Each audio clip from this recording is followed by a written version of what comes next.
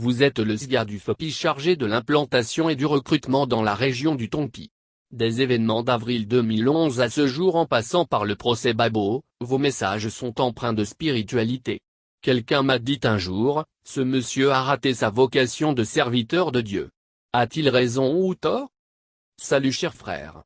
Je suis heureux de te retrouver et merci de me donner la parole. Aurais-je raté ma vocation en invoquant Dieu dans l'arène politique? Telle est au fait ta question reformulée. Je dis à qui veut l'entendre, je suis 100% serviteur de Dieu et 100% homme politique. Le dire, choque des personnes dont les esprits s'accommodent aisément avec la présence des francs-maçons, des mystiques de haut rang politique.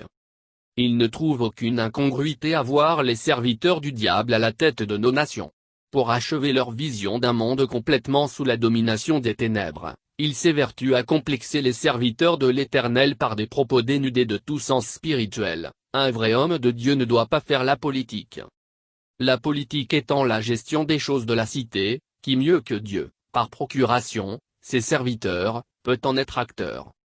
La gestion de la chose publique dans la crainte de l'Éternel donne d'éviter au peuple des calamités telles que celles vécues par notre pays depuis la funeste journée du 11 avril 2011. Heureusement, qu'après cette parenthèse malheureuse qui se refermera très bientôt, la nouvelle Côte d'Ivoire qui sortira des centres de l'ancienne en prostitution avec le diable depuis avril 2011, sera totalement et entièrement sous l'autorité du Tout-Puissant. Ceci donnera à chacun de comparer l'œuvre du diable dans la gestion de la cité à celle de Dieu. En un mot comme en mille, il n'y a pas un seul domaine de la vie qui échappe à l'autorité de Dieu. Le serviteur de Dieu en politique se doit d'être la norme et non l'exception. Je suis donc dans ma vocation, serviteur de Dieu œuvrant à impacter la cité par l'idéal divin d'amour, de solidarité et de paix véritable. Vos prophéties sur la libération du président Laurent Gbagbo et du ministre Charles Blé Goudé se réalisent depuis le 15 janvier 2019. Elles ont davantage de résonance depuis le 28 mai 2020 avec la levée des restrictions. Pour vous, quelle est la suite? Rendons juste gloire à l'Éternel qui rend l'impossible possible. Que la Côte d'Ivoire s'humilie davantage devant son Dieu qui se bat sans relâche pour elle. Que le nom de Jésus-Christ de Nazareth qui instaure son règne sur notre nation soit béni. Pour la suite, l'Éternel est fidèle à sa parole. Quand il commence, il termine. Gbagbo revient sur le trône de la Côte d'Ivoire. Depuis la date du 28 mai, une polémique est née. Certains disent que le retour des deux leaders est soumis à autorisation des autorités actuelles. D'autres disent que ce n'est pas nécessaire. Qu'en pensez-vous? Si la Côte d'Ivoire officielle était respectueuse de notre Constitution, ce débat n'aurait pas cours. Car, celle-ci déclare qu'aucun fils de cette nation ne peut être contraint à l'exil. Le président Laurent Gbagbo et le ministre Charles Blé Goudé ont été à un procès, ils l'ont gagné et sont libres, ils doivent pouvoir rentrer dans leur pays sans encombre. Malheureusement, depuis le 11 avril 2011, ici, CM. Dramane Ouattara qui est la loi. Ayant à coups de milliards du contribuable ivoirien tenté mordicus d'éloigner le président Laurent Gbagbo et son ministre de la Côte d'Ivoire, pourra-t-il se surpasser pour une fois et appliquer la loi fondamentale ivoirienne? L'avenir nous le dira. Dans tous les cas, ils seront bientôt au pays. Si ce n'est du fait des hommes, cela leur sera imposé par la puissante main de l'Éternel dont l'œuvre dans la crise ivoirienne est désormais visible même aux aveugles. À part les relents spirituels, une autre constante ressort de vos propos, la nécessité de sortir des querelles et de consolider la cohésion du FOPI. Pensez-vous que vos appels ont un écho? L'appel à la cohésion ne peut pas ne pas avoir d'écho.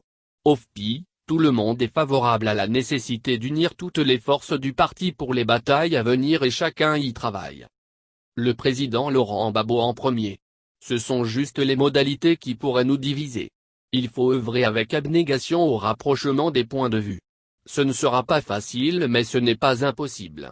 Avec patience, on y parviendra. Comment avez-vous perçu l'échec des discussions? Échec? Non. Il n'y a pas d'échec. Il y a juste un heurt entre les parties en discussion qui a poussé à les suspendre pour un instant. Elles pourraient reprendre à tout moment. Les difficultés étaient prévisibles vu la profondeur de la crise. Si au détour de quelques rencontres nous nous retrouvions comme sortant d'un dîner gala, ce serait un piège dangereux pour le parti. Un saupoudrage qui ne manquerait pas de nous éclater au nez. Cet arrêt des négociations doit être perçu comme un désir d'auto-valorisation du camp qui pourrait être le plus affaibli voire réduit à néant au terme du processus. Les mauvaises langues pourraient parler de chantage inacceptable. Surtout que depuis le 28 mai avec le retour évident et très prochain du président Laurent Gbagbo, les divisions s'éteindront d'elles-mêmes. Ainsi, pourrait-il être fait payer aux traîtres le prix de leurs actes.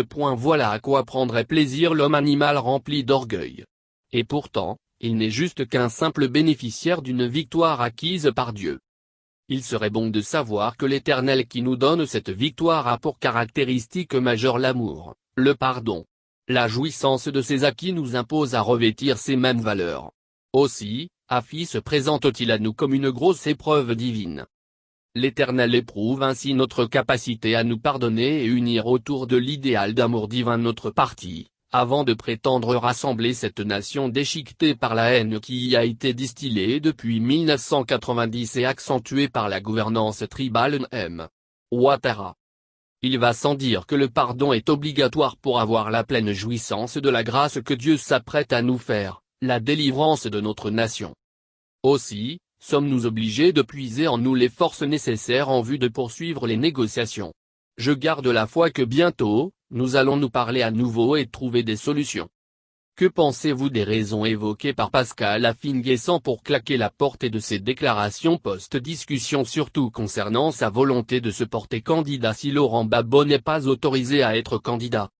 Nous sommes en négociation et le Premier ministre Affi-N'Guessan m'œuvre de sorte à peser sur celle-ci. C'est tout à son honneur. Toutefois, il est clair qu'avant la réunification nul ne peut imposer à la partie adverse le gel de ses activités. Aussi, est-il loisible à chacun de passer les alliances de son choix pour son avancée. Ces alliances ne seront que profitables une fois unies.